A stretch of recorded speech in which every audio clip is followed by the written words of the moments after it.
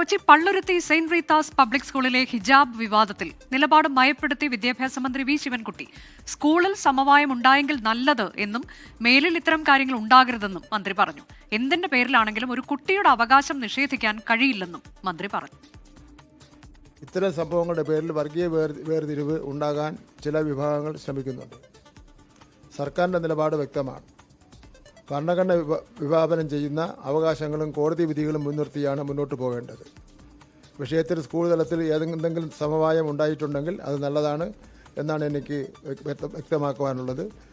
ആ വിഷയം അങ്ങനെ തീരുമെങ്കിൽ അത് അവിടെ വെച്ച് അവസാനിപ്പിക്കുക. കേരളത്തിലെ എല്ലാ വിദ്യാലയങ്ങളും ശാന്തമായ അന്തരീക്ഷത്തിൽ പോകണം. അവിടെ ജാതിയുടെ കാര്യം പറഞ്ഞോ, മതത്തിൻ്റെ കാര്യം പറഞ്ഞോ, വസ്ത്രത്തിൻ്റെ കാര്യം പറഞ്ഞോ, ഭക്ഷണത്തിൻ്റെ കാര്യം പറഞ്ഞോ ഒരു സംഘർഷവും ഉണ്ടാകാൻ വേണ്ടി പാടില്ല. അൺഎയ്ഡഡ് സ്ഥാപനങ്ങളാണെങ്കിൽ NOC പുതുക്കേണ്ടത് വിദ്യാഭ്യാസ വകുപ്പാണെന്നും അതെല്ലാം ആലോചിച്ച് മുന്നോട്ട് പോകണമെന്നും മന്ത്രി പ്രതികരിച്ചു. അതിനിടെ മന്ത്രിക്ക് മറുപടിയുമായി സ്കൂൾ മാനേജ്മെന്റ് രംഗത്തെത്തി. പരാമർശം പിൻവലിക്കണമെന്നും സ്കൂൾ NOC സംബന്ധിച്ച നിയമങ്ങൾ മാറിയത് മന്ത്രി അറിഞ്ഞില്ലേ എന്നുമായിരുന്നു പ്രതികരണം. DD ഓഫീസിൽ നിന്ന് ഒരു വാട്സപ്പ് മെസ്സേജ് ഉണ്ടായിരുന്നു. 9:15 ആ ടൈമിലാണ് ഞങ്ങൾ സ്കൂൾ മെയിലിൽ ഇങ്ങനെ ഒരു നോട്ടീസ് റിസീവ് ചെയ്യുന്നത്. വിദ്യാഭ്യാസ മന്ത്രി അഭ്യർത്ഥിച്ചതിന് പ്രകാരം നമ്മളത് റിപ്പോർട്ട് കറക്റ്റ് 11 മണിയായപ്പോൾ തന്നെ അത് സബ്മിറ്റ് ചെയ്തു. ഇത് സത്യവിരുദ്ധമാണ് എന്നുള്ളത് യാഥാർത്ഥ്യമായ കാര്യമാണ്. ഇവിടെ വന്നിരിക്കുന്ന report right to education we won't deny. ഞങ്ങൾ ഒരിക്കലും കുട്ടിയെ പുറത്താക്കിയിട്ടില്ല. Still now she is our student. നമ്മുടെ പ്രതിനിധികൾ കൊച്ചിയിൽ നിന്ന് റാഫി കരീം, ഒപ്പം തിരുവനന്തപുരത്ത് ഉമേഷ് ബാലകൃഷ്ണൻ എന്നിവർ തത്സമയം സൂപ്പർ 4 ൽ. ആദ്യം ഉമേഷ് ബാലകൃഷ്ണനിലേക്കാണ്. ഉമേഷ്, ഇന്നലെ വിദ്യാഭ്യാസ മന്ത്രി ഒരൽപ്പം കടുപ്പിച്ചാണ് പറഞ്ഞത് മാനേജ്മെന്റിന് ഗുരുതരമായ പിഴവ് സംഭവിച്ചിട്ടുണ്ട് ഈ വിഷയത്തിലെന്ന്. ഇന്ന് പക്ഷേ അദ്ദേഹം ആ തരത്തിലേക്ക് പറയുന്നില്ല. ഒരു സമവായം അവിടെ ഉണ്ടാകുന്നെങ്കിൽ ഉണ്ടാകട്ടെ, നല്ല കാര്യമെന്ന് പറയുമ്പോൾ പോലും നിലപാടിൽ ഉറച്ചു നിൽക്കുകയാണ്. ഒരു കുട്ടിയുടെയും അവകാശം, ഭരണഘടനാപരമായുള്ള അവകാശം, മൗലികാവകാശം, അത് ലംഘിക്കപ്പെടുന്നത് അംഗീകരിക്കാൻ കഴിയില്ല എന്ന് പറയുന്നു. അപ്പോൾ എന്താണ് ഇന്ന് മന്ത്രി വ്യക്തമാക്കുന്നത്? നിലപാടിൽ മാറ്റമില്ല, പക്ഷേ ഈ പ്രശ്നം ഇങ്ങനെ പരിഹരിക്കപ്പെടുകയാണെങ്കിൽ അത് അവിടെ പോകട്ടെ, അങ്ങനെ അത് പരിഹരിച്ചു പോകട്ടെ എന്നുള്ളതാണോ? ഒരു നടപടിയിലേക്കൊന്നും പോകാതെ അത് അവസാനിച്ചു എന്ന് നമുക്കതിനെ വ്യാഖ്യാനിക്കാമോ? തീർച്ചയായും മറ്റ് പരാതികളില്ല എങ്കിൽ ഇവിടെ അവസാനിപ്പിക്കാം എന്നുള്ള നിലപാടാണ് ഇപ്പോൾ വിദ്യാഭ്യാസ വകുപ്പ് സ്വീകരിച്ചിരിക്കുന്നത്. ഇന്നലെ വിദ്യാഭ്യാസ മന്ത്രിയുടെ പരാമർശങ്ങൾ അത് കൃത്യമായി വിദ്യാഭ്യാസ ഉപഡയറക്ടറുടെ റിപ്പോർട്ടിന്റെ അടിസ്ഥാനത്തിലായിരുന്നു. കുട്ടിക്ക് വിദ്യാഭ്യാസ അവകാശങ്ങളുടെ ലംഘനം ഉണ്ടായിരിക്കുന്നു എന്നുള്ളതായിരുന്നു വിദ്യാഭ്യാസ ഉപഡയറക്ടറുടെ റിപ്പോർട്ടിൽ പറഞ്ഞിരുന്നത്. അതിന്റെ അടിസ്ഥാനത്തിലാണ് വിദ്യാഭ്യാസ മന്ത്രി ഇന്നലെ പരാമർശങ്ങൾ നടത്തിയത്. ആ പരാമർശങ്ങളിൽ നിന്ന് പിന്നോട്ട് പോയിട്ടില്ല. പക്ഷേ തുടർ നടപടികൾ അത് ഇന്ന് 11 മണിക്ക് മുൻപ് സ്കൂൾ അധികൃതർ തങ്ങൾക്ക് ഈ കുട്ടിയുമായുള്ള പ്രശ്നങ്ങൾ പരിഹരിച്ച് തങ്ങളെ അറിയിക്കണം എന്നുള്ള നിർദ്ദേശവും നൽകിയിരുന്നു. സത്യത്തിൽ അത്തരത്തിലൊരു റിപ്പോർട്ട് സർക്കാരിന് ലഭിച്ചിട്ടുണ്ടെങ്കിലും അത്തരമൊരു അറിയിപ്പ് സർക്കാരിന് ലഭിച്ചിട്ടുണ്ട്. ആ കാര്യത്തിലാണ് ഇപ്പോൾ കൂടുതൽ നടപടിയിലേക്ക് കടക്കേണ്ടതില്ല എന്നുള്ള നിലപാടിലേക്ക് വിദ്യാഭ്യാസ വകുപ്പ് എത്തിയത്. കാരണം പ്രശ്നങ്ങൾ രമ്യമായി പറഞ്ഞു തീർത്തിട്ടുണ്ട്. കുട്ടിക്ക് തുടർന്ന് അവിടെ പഠിക്കാനും സ്കൂളിൻ്റെ നിയമങ്ങൾ അനുസരിക്കാമെന്ന് കുട്ടിയുടെ പിതാവും പറഞ്ഞിട്ടുണ്ട് എന്ന് വിദ്യാഭ്യാസ മന്ത്രി തന്നെ വ്യക്തമാക്കുന്നുണ്ട്. ആ സാഹചര്യത്തിൽ തുടർ നടപടികൾ ഉണ്ടാകരുത്. പക്ഷേ ഈ സ്കൂളിൻ്റെ ചില പരാമർശങ്ങളിൽ വിദ്യാഭ്യാസ മന്ത്രിക്ക് വലിയ കടുത്ത എതിർപ്പുണ്ട്. ആ എതിർപ്പ് അദ്ദേഹം പരാമർശത്തിലൂടെ പറയുന്നുണ്ട്. അത് സ്കൂളിൻ്റെ NOC, അതായത് അൺഎയ്ഡഡ് സ്കൂളാണ്, അത് തനിക്കറിയാം. പക്ഷേ സ്കൂളിൻ്റെ NOC അടക്കം വീണ്ടും പുതുക്കി നൽകണമെങ്കിൽ അത് വിദ്യാഭ്യാസ വകുപ്പ് നൽകേണ്ടതാണ്. അതെല്ലാം ഓർത്ത് വേണം ഇത്തരത്തിൽ നടപടികൾ സ്വീകരിക്കേണ്ടത് എന്നുള്ളൊരു മുന്നറിയിപ്പ് കൂടി വിദ്യാഭ്യാസ മന്ത്രി നൽകുന്നുണ്ട്. അതുകൂടാതെ PTA വിദ്യാഭ്യാസ മന്ത്രി വിമർശിക്കുന്നുണ്ട്. ഒരു കാര്യക്ഷമമായ PTA അവിടെയില്ല. അവിടെയുള്ള PTA എന്ന് പറയുന്നത് അവിടുത്തെ മാനേജ്മെന്റിനെ പിന്തുണയ്ക്കുന്ന PTA ആണ്.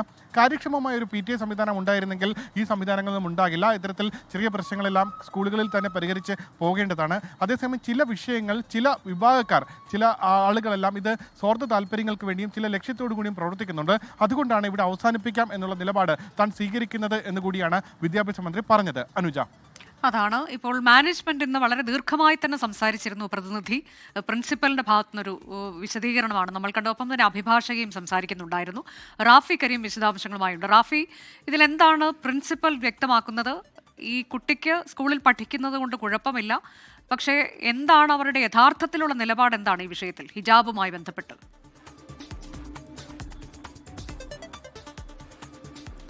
അനുജ, തീർച്ചയായും ഈ ഹിജാബുമായി ബന്ധപ്പെട്ടുകൊണ്ട് സ്കൂൾ മാനേജ്മെന്റ് പുറത്ത് പറയുന്ന നിലപാട് എന്നുള്ളത് ഈ സ്കൂളിലെ ഇതുമായി ബന്ധപ്പെട്ടുള്ള യൂണിഫോം നിയമങ്ങൾ അത് പാലിച്ച് മുന്നോട്ട് പോകാൻ കഴിയൂ എന്നുള്ളതാണ്. കാരണം സ്കൂൾ ഈ നിയമം നടപ്പാക്കിയിട്ട് വർഷങ്ങളാകുന്നു. ഇതിനു മുൻപ് ഇത്തരത്തിൽ ആർക്കും ഒരു വിട്ടുവീഴ്ചയും ചെയ്ത് കൊടുത്തിട്ടില്ല. ഒരു കുട്ടിക്ക് മാത്രമായി അത്തരത്തിലൊരു വിട്ടുവീഴ്ച ചെയ്യാൻ കഴിയില്ല. എല്ലാവരും ഒരുപോലെ എന്നുള്ളതാണ് സ്കൂളിൻ്റെ നയം.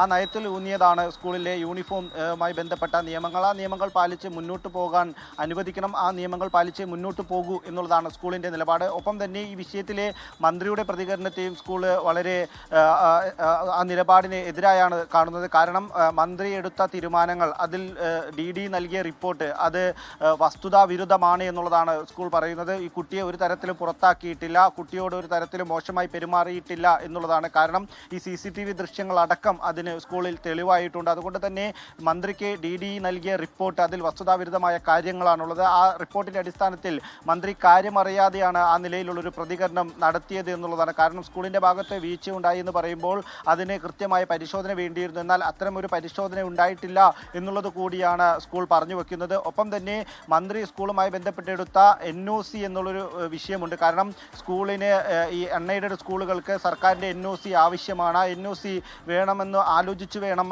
പെരുമാറാൻ എന്നുള്ളതായിരുന്നു മന്ത്രിയുടെ നിലപാട്. ആ വിഷയത്തിൽ മന്ത്രി ആ നിലപാട് പിൻവലിക്കണം എന്നുള്ളതാണ് സ്കൂൾ മാനേജ്മെൻറ്റ് മുന്നോട്ട് വയ്ക്കുന്നത്. കാരണം ഈ NOCയുമായി ബന്ധപ്പെട്ട് മന്ത്രി പുതിയ നിയമത്തെക്കുറിച്ച് അറിവില്ലാതെയാണ് ഇത്തരം പരാമർശങ്ങൾ നടത്തുന്നതെന്ന് പോലും സ്കൂളിൻ്റെ അഭിഭാഷക മാധ്യമങ്ങളോട് പ്രതികരിക്കുകയുണ്ടായി. കാരണം ഇതുമായി ബന്ധപ്പെട്ട് നിയമ പോരാട്ടത്തിലേക്ക് കടക്കാം എന്നുള്ളതാണ് സ്കൂളിൻ്റെ തീരുമാനം. നിലവിൽ ഹൈക്കോടതിയിലുള്ള കേസ് കൂടാതെ മന്ത്രി എടുത്ത തീരുമാനത്തിലും വിദ്യാഭ്യാസ വകുപ്പ് സ്കൂളിനോട് ആവശ്യപ്പെട്ടിരിക്കുന്ന കാര്യങ്ങളിലും നിയമപരമായി മുന്നോട്ട് പോവുക എന്നുള്ളതാണ് സ്കൂളിൻ്റെ നിലപാട്. ഒരു വിദ്യാർത്ഥിക്ക് മാത്രമായി ഈ നിയമങ്ങളിൽ മാറ്റം വരുത്തേണ്ടതില്ല എന്നുള്ള തീരുമാനം കൂടി സ്കൂൾ കൈക്കൊള്ളുന്നുണ്ട്. ഒപ്പം തന്നെ അനുനയ ചർച്ചകളും നടക്കുന്നുണ്ട് എന്നുള്ളതാണ്. കാരണം ഈ കുട്ടിയുടെ പരാതിക്കാരിയായ കുട്ടിയുടെ പിതാവുമായി കൂടിക്കാഴ്ച നടത്തുന്നുണ്ട് എന്നുള്ളതാണ് സ്കൂൾ മാനേജ്മെന്റ് വ്യക്തമാക്കിയത്. ഈ പിതാവുമായി സംസാരിക്കും, പിതാവിനോട് ഇത്തരം കാര്യങ്ങൾ പറയും. ഇന്നലെ ഈ വിഷയത്തിൽ പിതാവിൽ നിന്ന് അനുകൂലമായൊരു തീരുമാനമാണ് ഉണ്ടായത്. ലോകത്തെവിടെയായാലും ഏത് സമയത്തും 24 വാർത്തകളും ഓഗ്മെന്റഡ് റിയാലിറ്റി പാക്കേജുകളും എക്സ്പ്ലെയിനറുകളും വിശദമായി കാണാൻ ഞങ്ങളുടെ YouTube ചാനൽ നിങ്ങൾക്ക് സബ്സ്ക്രൈബ് ചെയ്യാം.